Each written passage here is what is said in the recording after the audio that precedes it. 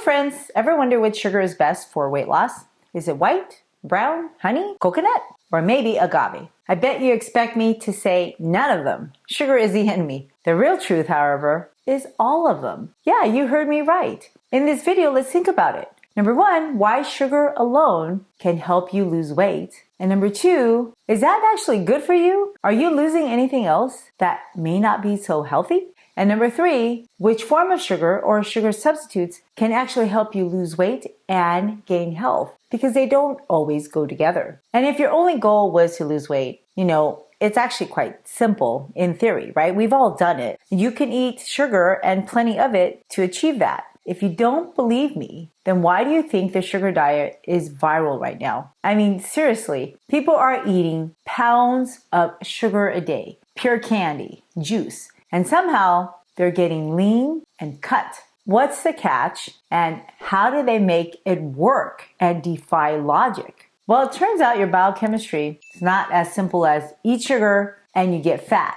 despite what influencers tell you. Now, if that was true, then really, why are we seeing people getting more fit with visible abs, holding up sugary drinks and bags of candy saying, look, I got shredded eating sugar? Seriously, are they lying to us? Is this AI, or can this actually be true? Because when you want to know, and it turns out if you did eat a pure sugar diet and lots of it, yeah, you absolutely can lose weight. And this is probably very surprising to you, as on the internet, everyone and their mothers are telling you that sugar is the enemy and that's why you're struggling with weight problems. Well, it's half true. But if you only ate the sugar, you wouldn't be struggling with weight problems. And this has been proven nearly 100 years ago, when people who ate pure sugary foods, pure carbohydrates, or as pure as they can get it, actually became more insulin sensitive. In fact, normal, healthy young physicians put themselves on the line to help us figure out metabolism. And they ate a high carbohydrate, including candy and juice, and a low fat and low protein diet. So here's the physiology behind why it works. Now, when you only eat sugar, your body runs purely on glucose and fructose. And at first, your insulin will rise due to the glucose, but because you're not mixing it with fat and protein, insulin drops back down. And without fat and protein in the picture, your body, it can't easily store extra calories long term because your insulin levels are lower. And in fact, you start burning fat and you start losing your fat reserves. A big part of the reason is because fat and protein, they elevate insulin levels for longer in response to carbohydrates. Now, of course, if you cut out all carbs, then of course your insulin levels would not be elevated. Carbs is what triggers insulin. So in the presence of fat, if you're eating carbohydrates with the fat and protein, then your insulin levels go higher because of the carbohydrates, and they stay higher. So let's say you eat a hamburger or a sandwich, right? That's why you gain weight more easily when you eat those foods, because your insulin is higher. And insulin is a fat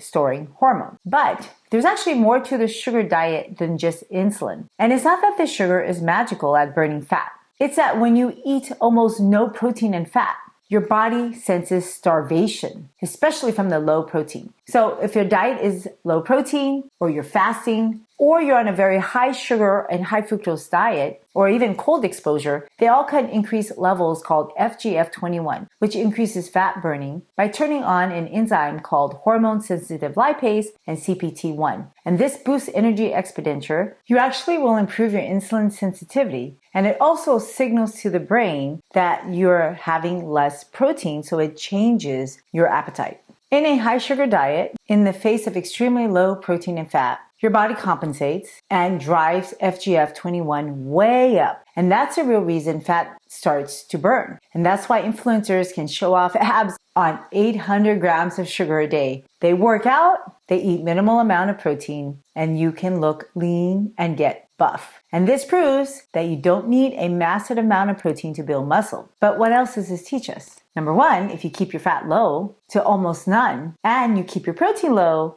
you can lose weight very effectively. But what's the catch? Well, number one, is sugar really nutritious? And when you build a diet on a single chemical, which is essentially what sugar is, even if it's honey, right? It's syrup, right? It's chemicals with some water. You miss the opportunity to eat fiber, vitamins, minerals, proteins, essential amino acids, and essential fats that are vital to keep your immune system healthy. And your immune system starts with your gut microbiome. So when you focus on weight loss, lots of people are often blinded by the consequences of destroying the immune system, which is pivotal for preventing diseases, including cancers and infections. Then, what about sugar substitutes? Maybe they're better. Well, first, let's think about the problem from another angle. Now, let's say you lose 20 pounds eating only sugar. What did you actually lose? How about some vitamins and minerals? Sugar has none. And the kicker is just metabolizing sugar uses up vitamins and minerals. So for example, when you burn sugar, you need thiamine, you need magnesium and vitamin C. And the more sugar you eat, the more nutrient debt you actually create. And what happens to your immune system when you don't have these essential nutrients? Well, studies show that excessive sugar actually suppresses the immune system. Now, how much of it is taking out other essential nutrients? On the flip note, the lack of sugar will also suppress the immune system too. And it's just like everything else in life. There needs to be a balance. Too little or too much, you're not balanced. And imagine that happening every single day. Americans eat like 80 pounds of sugar in a year. So yes, the scale may get lighter, but your body will get weaker. You may look lean, but inside, your immune system is starving. But let's be real. Seriously, how many people eat spoonfuls and pounds of sugar all day long? That's really not the world we live in. They don't just eat that, right? We live in a world of that on top of burgers, fries, pizzas, and sodas. So picture this. You're sitting down at a fast food restaurant. You've got the burger patty. That's full of protein and fat. Some people just buy the patty. And then you've got the fries. That's full of fat and starch, which is essentially sugar. And then you wash it all down with soda. That's pure sugar. So watch what happens to your body. If you can see it in real time with a continuous glucose monitor, you're going to spike it every time you eat the carbs, but you're going to super spike it when you drink that soda, right? Your insulin will be sky high. And normally, if you were just eating sugar, just drinking soda, your insulin would come back down quite quickly. But you just ate a whole bunch of fat. You ate the burger patty, the fries, and the mayonnaise or whatever sauce. And the fat and the protein, they keep the insulin elevated much longer, which then blocks your fat from being stored away, which then tells your fat to get stored, which prevents you from burning your fat. Insulin stays higher longer when you eat fat with sugar or starches. And meanwhile, FGF21 never gets activated because you have an excessive amount of protein. And hence the body knows you're not starving. You just ate your, whatever fast food meal. That emergency fat burning cycle never gets turned on. However, the Randall cycle kicks in. Sugar and fat compete in the mitochondria, and the body prioritizes storing the extra energy instead of burning it. And what's the result? Every calorie from that meal has a better chance of ending up in storage on your belly, hips, or liver. And that's the reality. People aren't eating 800 grams of sugar in isolation. They're eating 80 pounds of added sugar on top of everything else. And that's why people are overweight and have prediabetes and diabetes and high blood pressure. Sugar itself is not inherently evil, right? But it does lack nutrients. However, even a bigger issue is that when you eat sugar stacked with fat and protein, you're basically locking your fat in, you're storing it in tightly. And then those extra calories, they pile up higher. And if you think about it, originally sugar, it first arrived in Europe about 400 years ago. That's it. But it was so rare that it was called white gold. It was actually kept in safes. And in fact, it was considered a sweet spice. Only the wealthy could afford it. And in today's money, it would be worth $100 per kilo. Hi, friends. I am so thrilled that you want to take charge of your health and take charge of your food. Now, I know nutrition can be complex, but it doesn't have to be. And I'm here to support you in this lifelong journey. So if you point your camera app to this QR code, it'll take you to a link for a free handout that I created just for you. And if you like it, if you want to see other handouts, please go to the link in my show notes, and then you can leave me your feedback on what I could do to help you in your journey.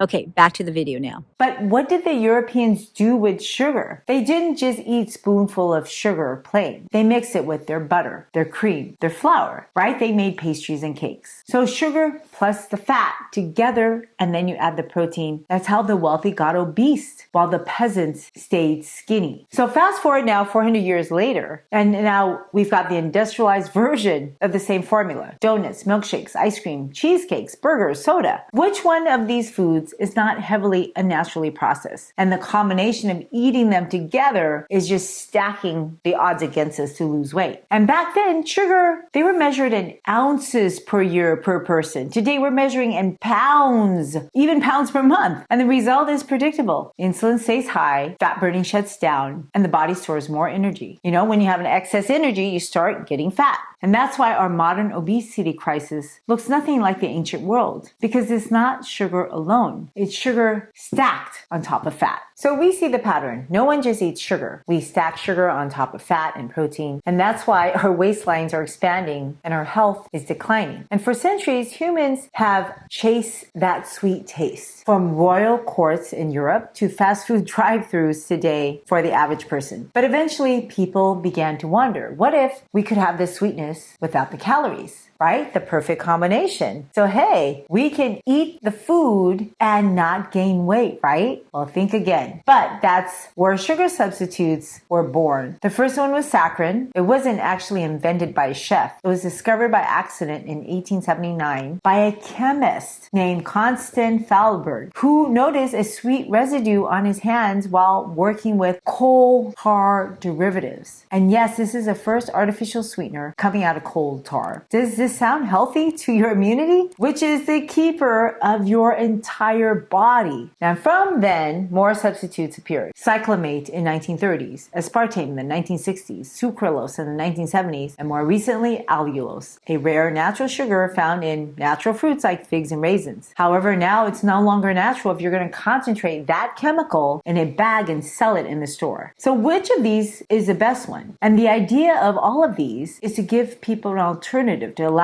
food to fulfill the sweet cravings without the calories. However, it's not working like that. The question is, in reality, what happens, right? And are we swapping one kind of trickery for another? So allulose is the newest one. It looks and tastes like sugar, but your body absorbs it differently. It doesn't raise your blood sugar very much at all. Sounds amazing, right? But remember, your taste buds and your gut bacteria, they detect sweetness. Your gut bacteria actually detects that chemical, and your metabolism will still shift. Your microbiome then adapts. And allulose has not been proven to help people lose weight, but you can eat plain sugar to do that. So really, do we need the drug allulose to do it? I mean, when you concentrate any chemical, whether it's sucrose or allulose, they're chemicals. They don't add health. And we're not comparing it from junk to less junkier food, right? The reality is allulose is not natural, right? Excessive consumption of sucralose, aspartame, all these things create metabolic trickery, including allulose. And none of them should be eaten as food because they're not. They're chemicals purified for chemists to use. And today, we are being chemists in the kitchen, whether you know it or not. Every time you add these chemicals, you're being a chemist. And are you adding health every time you do that? You think you're bypassing the problem, but you're missing actually the root cause, the motivation or the craving for sweetness, which is literally making you eat things that are nutrient deficient. And it makes you alter your gut microbiome every time you eat these artificial sweeteners. They actually can increase your appetite. They can change the bacteria in your gut,